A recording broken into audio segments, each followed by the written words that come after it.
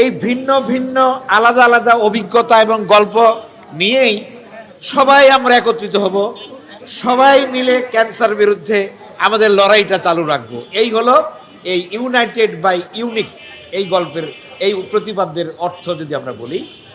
পাশাপাশি আরেকটা কথা বলা হচ্ছে যে পিপুল সেন্টার্ড হেলথ সিস্টেম, অর্থাৎ আমাদের আমাদের যে প্রচলিত স্বাস্থ্য ব্যবস্থায় আমরা একজন মানুষকে যখন ক্যান্সারে আক্রান্ত হয় তাকে আমরা একজন রোগী হিসাবে দেখি, তাকে কেন্দ্র করে আমাদের কার্যক্রম থাকে। কিন্তু এখন বলা হচ্ছে যে না, রোগটাকে না, ক্যান্সার নামের রোগটাকে না, ওই রোগে যে আক্রান্ত ওই মানুষটাকে আমাদের সমস্ত স্বাস্থ্য ব্যবস্থার কর্মস্থলে রেখে, কেন্দ্রস্থলে রেখে পিপুল সেন্টার্ড হেলথ সিস্টেম, অর্থাৎ জনগণকে মাঝখানে রেখেই আমাদের পুরা স্বাস্থ্য ব্যবস্থাটাকে সাজাতে হবে। সেই অনুযায়ী হবে আমাদের সমস্ত কার্যক্রম। এই হলো আমাদের এবারে প্রতিপাদ্য যেটা, সেই সম্পর্কে আমি বললাম। আর 1 মিনিট যদি আমি বলি যে বাংলাদেশে ইতিমধ্যে আপনারা শুনেছেন আন্তর্জাতিক সংস্থার হিসাব অনুযায়ী 1,67,000 মানুষ প্রতি বছর ক্যান্সারে আক্রান্ত হয় বাংলাদেশে, নারী পুরুষ সব ক্যান্সার মিলিয়ে 1,16,500 প্রতি বছর ক্যান্সারে মারা যায় এই বাংলাদেশে।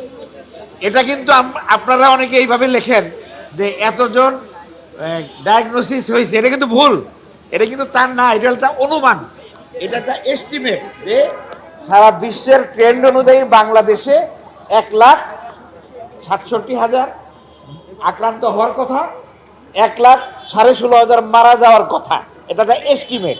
এটা কিন্তু এই না যে এতজন মারা গেছে, এতজন আক্রান্ত হয়েছে, এতজন শনাক্ত হয়েছে। এই কথাগুলো খুবই ভুল কথা আমরা লিখি। তো যাই হোক, এই যে অনুমিত হিসাব, এই অনুমিত হিসাব আমাদের একটা গবেষণা থেকে বলতে পারি যে 3 ভাগের 1 ভাগ এই সম্ভাব্য ক্যান্সার রোগী বাংলাদেশের স্বাস্থ্য ব্যবস্থার সংস্পর্শে আসে, সরকারি বেসরকারি মিলিয়ে মাত্র 3 ভাগের 1 ভাগ। তাহলে বাকি 2 ভাগ কোথায় যায়? কেউ ওই ধরেন আপনি কি বলি আমরা, কবিরাজি, হোমিওপ্যাথি, ইউনানি, আয়ুর্বেদিক, গাছগাছালি এই ধরনের চিকিৎসা নেই, কিছু বিদেশে চলে যায়, আর বাকি অংশ হয়তো জানেনও না তারা ভিতরে ভিতরে ক্যান্সার নামে পুষে বেড়াচ্ছে।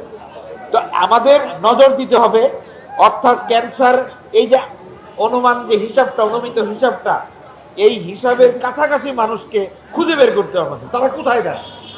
3 ভাগের 1 ভাগ পাচ্ছি, বাকি 2 ভাগ কোথায়? তার মানে আমাদের ক্যান্সার নির্ণয় ব্যবস্থাটাকে একদম মানুষের দোরগোড়ায়, স্ক্রিনিং, খুব সিম্পল পরীক্ষা, সেই সিস্টেমটাকে আমাদের মানুষের দোরগোড়ায় নিয়ে যেতে হবে। এখন পর্যন্ত বাংলাদেশের ক্যান্সার চিকিৎসা রাজধানী কেন্দ্রে, বড় বড় হাসপাতাল কেন্দ্রে, আজকে আমি একটা লেখা দিয়েছি, একটা মিডিয়া থেকে বলছিল স্যার একটা লেখা দেন, আমি লেখাটা দিয়েছি এইভাবে, শুধু হাসপাতাল কেন্দ্রিক নয়, ক্যান্সার সেবা চাই সমাজ ভিত্তিক।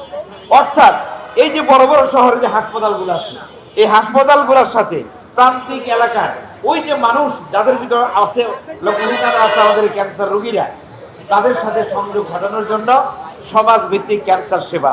অর্থাৎ শুধু হাসপাতাল নিয়ে চিন্তা করলে হবে না, প্রতিটা পাড়া, মহল্লা, গ্রাম এইভাবে টার্গেট করতে হবে। ওই এলাকাকে কেন্দ্র করে আমাদের কিছু কার্যক্রম হাতে নিতে হবে।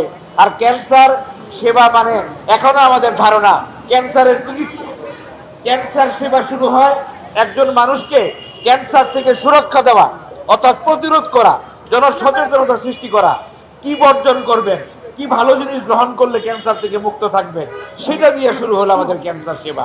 এবং তারপরে স্ক্রিনিং, তারপরে ডায়াগনোসিস, তারপর চিকিৎসা। এবং আরেকটা আমরা ভুলে যাই, প্যালিয়েটিভ কেয়ার। যখন আমরা ধরে নিব যে এই রোগীকে আমরা সুস্থ করতে পারবো না নানান কারণে, বাড়ি যান, ভালো মন্দ খাবার, এই কথাগুলো অনেক পুরানো দিনের কথা।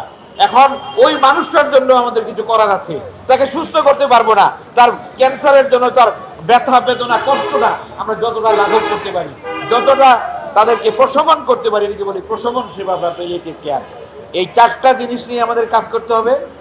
আমাদের স্বাস্থ্য ব্যবস্থাকে, ক্যান্সার চিকিৎসা সুবিধাকে অবশ্যই রাষ্ট্রকে দায়িত্ব নিতে হবে।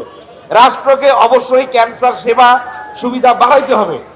এবং এটা উপজেলা পর্যন্ত যেটুকু সম্ভব সেটুকু নিয়ে যেতে হবে। ডায়াগনোসিসের সুবিধা বাড়াইতে হবে।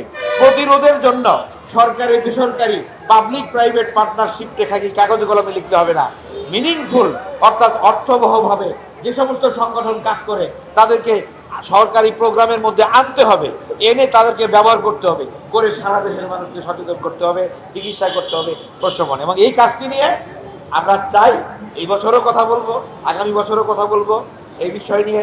এবং শুধু একদিন বললেই হবে না, সারা বছরই কাজ করতে হবে। এবং শুধু ক্যান্সারের কয়েকজন ডাক্তার, শুধু কয়েকজন ক্যান্সার সার্ভাইভার, শুধু কয়েকটা সংগঠন কাজ করবে তা না।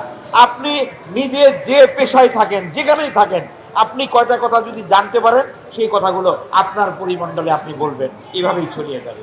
একটা প্রশ্ন যে এখন পর্যন্ত কি পরিমাণ ক্যান্সার পেশেন্ট আপনাদের হিসাবে বা গ্লোবাল হিসাবে আছে, বাংলাদেশে কত, আর মারা যাচ্ছে একবার বললেন 1,16,000 ইয়েতে বেশি, মানে আচ্ছা বলছি। প্রথমত আবারও বলি যে বাংলাদেশে গ্লোবোক্যানের হিসাব অনুযায়ী, অনুমিত হিসাব, 1,67,000 মানুষ বাংলাদেশে প্রতি বছর ক্যান্সারে নতুন করে আক্রান্ত হওয়ার কথা, নতুন করে 1,16,500 মানুষ মৃত্যুবরণ করে, একটা তাদের অনুমিত হিসাব। এবং এর মধ্যে প্রধান যদি বলি, একটা হলো মহিলাদের বা নারীদের হলো, 1 নাম্বার হলো স্তন ক্যান্সার, 2 নাম্বার জরায়ু মুখের ক্যান্সার, যেটাকে আমরা সার্ভাইকাল ক্যান্সার বলি, 3 নাম্বার মুখগহ্বরের ক্যান্সার, মুখের ভিতরে যে ক্যান্সার। পুরুষদের বেলায় ফুসফুসের ক্যান্সার, তারপরে হলো মুখগহ্বরের ক্যান্সার, এরপরে আমাদের খাদ্য নালী পরিপাকতন্ত্রের কয়েকটা জায়গার ক্যান্সার। কিন্তু আমি একটা সতর্কবাণী দিই, গ্লোবোক্যানের হিসাবে বলছে বাংলাদেশে পুরুষদের মধ্যে 1 নম্বর ক্যান্সার এই খাদ্য নালী বা ইসোফেগাসের ক্যান্সার। এই কারণেই আমরা বলছি বাংলাদেশে একটা জনগোষ্ঠী ভিত্তিক ন্যাশনাল ক্যান্সার রেজিস্ট্রি হওয়া দরকার।